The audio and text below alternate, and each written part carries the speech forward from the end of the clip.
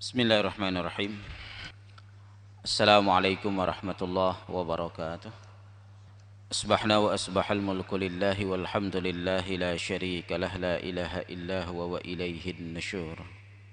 Asbahna ala fitratil islam wa kalimatil ikhlas wa ala dini nabina Muhammadin sallallahu alaihi wasallam wa ala millati abina Ibrahim hanifan wa ma kana minal musyrikin. أشهد أن لا إله إلا الله وحده لا شريك له والحق المبين وأشهد أن محمدا عبده ورسوله لا نبي بعده صادق الوعد الأمين رضيت بالله ربا وبالإسلام دينا وبمحمد نبيا ورسولا رب اشرح لي صدري ويسر لي أمري واحلل عقدة من لساني يفقهوا قولي.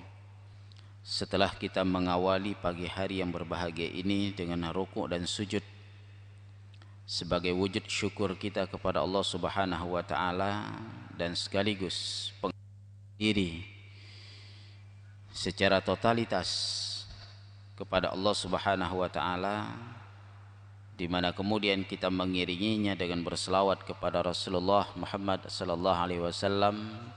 Sejenak sembari kita beriktikaf di waktu yang berkah ini, kita akan melihat beberapa hal tentang nikmat-nikmat Allah Subhanahu wa taala. Jemaah insyaallah dimuliakan oleh Allah Subhanahu wa taala, secara etimologi kata nikmat yang berasal dari bahasa Arab itu berarti kebaikan, kesenangan, atau setiap hal yang merupakan rasa kebahagiaan. Sesuatu yang bermanfaat bukan hanya di dunia tapi juga di akhirat, seperti ilmu dan akhlak yang mulia. Itu juga bagian dari nikmat Allah Subhanahu wa taala. Ibnu Qayyim rahimahullah pernah berkata, nikmat itu ada dua. Yang pertama nikmat mutlaqah, dan yang kedua nikmat muqayyad. Nikmat mutlakah itu adalah nikmat yang menghantarkan manusia kepada kebahagiaan yang abadi, kebahagiaan dunia dan juga kebahagiaan akhirah. Dan itu hanya akan dirasakan oleh orang-orang yang beriman, sebagaimana doa-doanya, Rabbana atina fid dunya hasanah wa fil akhirati hasanah wa qina adzabannar. Sementara nikmat muqayyad itu adalah segala sesuatu yang Allah berikan dalam kehidupan ini yang disebut dengan sementara, fana, tidak abadi, tidak kekal. Usia, umur, kekayaan, harta, materi, keluarga, status sosial, kedudukan, jabatan, pangkat dan lain sebagainya, semuanya itu adalah muqayyad yang fana dan tidak abadi. Jemaah insyaallah dimuliakan oleh Allah Subhanahu wa taala. Di dalam Al-Qur'an Allah Subhanahu wa taala senantiasa memberikan pelajaran-pelajaran kepada kita, termasuk pelajaran tentang kenikmatan itu dengan kisah. Di antara kisah mulia yang Allah Subhanahu wa taala ceritakan di dalam Al-Qur'an sebagai sebuah nikmat, dan bagaimana Allah memberikan kenikmatan itu dan bagaimana manusia yang menerima nikmat itu bersyukur. Allah kisahkan di dalamnya, di antaranya adalah kisah Nabiullah Yusuf alaihissalam. Kesadaran akan kasih sayang ayahnya kepada dirinya, kasih sayang sang ayah yang menjadi alasan yang kemudian dijatuhkannya makar oleh saudaranya, abang-abangnya yang 10 orang itu. Sakit hati yang memuncak dan memunculkan ide besar konspirasi untuk menjerumuskan Yusuf alaihissalam, yang kemudian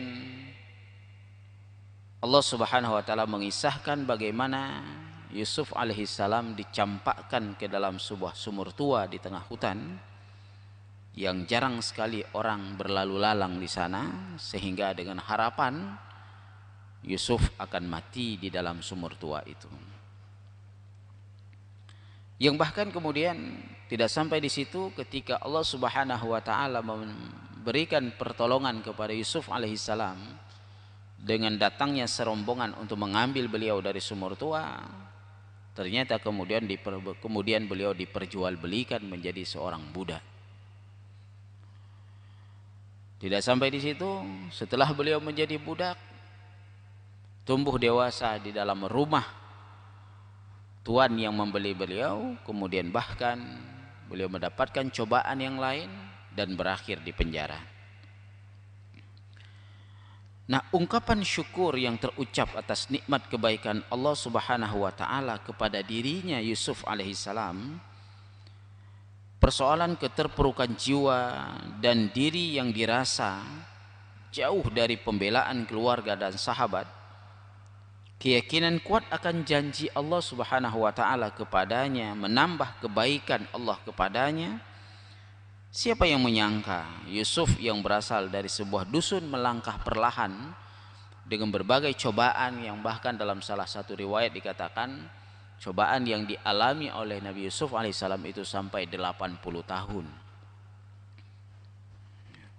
80 tahun beliau menjalani kehidupan yang tidak mengenakkan. Tetapi Nabi Yusuf alaihissalam merasakan ada kenikmatan Allah Subhanahu wa taala dalam setiap cobaan besar yang beliau jalani selama puluhan tahun itu. Maka Nabi Yusuf pun kemudian mengatakan bahwa ini sesungguhnya adalah nikmat Rabbku, yang diabadikan oleh Allah Subhanahu wa taala di dalam firman-Nya di surah Yusuf. A'udzubillahi minasyaitonir rajim. Wa qad ahsana bi id akhrajani minas sijn wa jaa'a bikum minal badwi min ba'di an taz'a syaitanu baini wa baina ikhwati. Inna rabbi latifun lima yasha. Innahu huwal alimul hakim. Sesungguhnya Rabbku telah berbuat baik kepadaku ketika Dia membebaskan aku dari penjara dan ketika membawa kalian dari dusun setelah syaitan merusak hubungan di antara aku dengan saudara-saudaraku. Sungguh Rabbku maha lembut terhadap apa yang Ia kehendaki. Sungguh Dialah Allah yang maha mengetahui lagi maha bijaksana. Jemaah insyaallah dimuliakan oleh Allah Subhanahu wa taala. Syekh Mustafa As-Sibai berkata, janganlah engkau meremehkan suatu nikmat meskipun sedikit dan kecil, karena yang sedikit dari zat yang maha mulia itu sungguh sangat berarti. Demikian sikap Nabi Yusuf alaihissalam. Beliau mengalami penzoliman terhadap dirinya, mulai dari dicampakkan dalam sumur, jadi budak, diperlakukan dengan semena-mena, dan kemudian bahkan dijerumuskan dalam penjara. Tapi beliau tetap bersyukur kepada Allah dengan nikmat yang Allah berikan dalam sela-sela kehidupan beliau itu. Nabi Yusuf alaihissalam mengajarkan kepada kita seperti nikmat Allah Subhanahu wa taala, besar ataupun kecil, nikmat yang diberikan oleh Allah, yakinlah itu merupakan kebaikan Allah.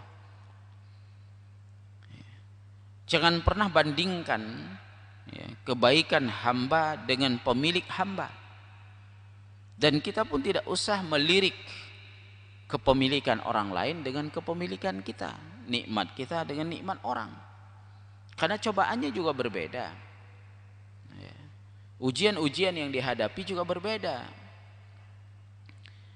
Nah, di sisi lain, syaitan tidak pernah berhenti untuk mengendalikan hati dan jiwa manusia, membisikkan apa yang harus dibisikkan agar kemudian manusia ingkar dengan nikmat Allah, agar manusia tidak mengakui nikmat Allah, agar manusia tidak mau bersyukur dengan nikmat Allah. Makanya Allah Subhanahu wa taala mengulang-ulang dalam firman-Nya dengan mengatakan qalilam ma tashkurun, sedikit sekali di antara manusia yang mau bersyukur. Waqtahumul kafirun, kebanyakan mereka ingkar dengan nikmat Allah. Kebanyakan manusia itu ingkar dengan nikmat Allah, sedikit sekali yang mau bersyukur. Jemaah yang insyaallah dimuliakan oleh Allah Subhanahu wa taala. Maka kisah Nabi Yusuf alaihissalam yang Allah kisahkan kepada kita dalam sebuah perjalanan puluhan tahun, yang mendera dirinya sejak masih ABG sampai beliau menjadi seorang yang dewasa, dengan berbagai ujian yang hampir-hampir saja membuat beliau putus asa, tapi beliau ternyata tetap bersyukur, bahkan mengatakan penjara lebih baik bagiku daripada istana. Nah, siapa yang bisa mengatakan hal yang seperti itu, penjara lebih baik bagiku daripada istana?